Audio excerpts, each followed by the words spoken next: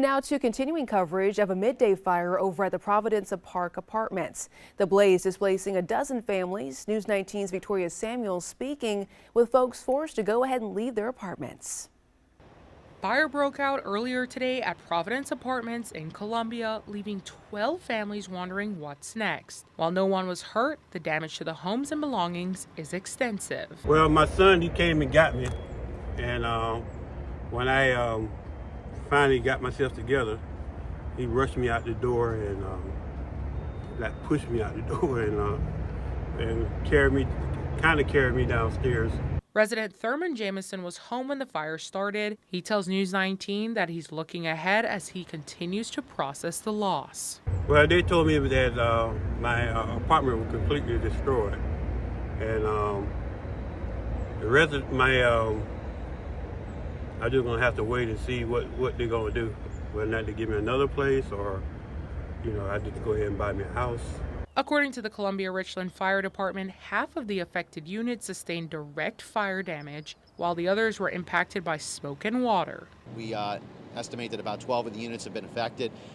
6 of those units are the ones on the far end. They've directly been affected by the fire damages, and then because of the water operations we were doing, also the smoke, the other 6 units have been affected as well.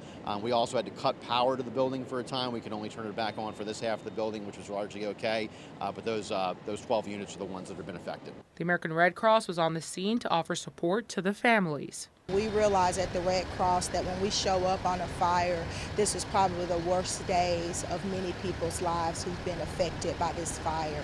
And so we're just here to provide some immediate comfort care to help them in their recovery process. When you lose everything, you need everything.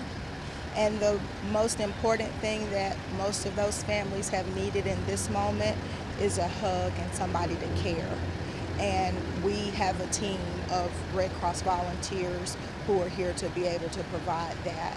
And some may need shelter, some may need to have medical needs, some may need spiritual care, others may need mental health care, and we're here to provide some of all of those services. Meanwhile, Jamison has one key piece of advice for others living in apartment communities. Make sure they have good insurance.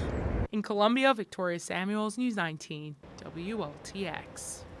Victoria, thank you. And that fire is still under investigation, but we'll be sure to share any updates both on air and over on our website. It's WLTX.com.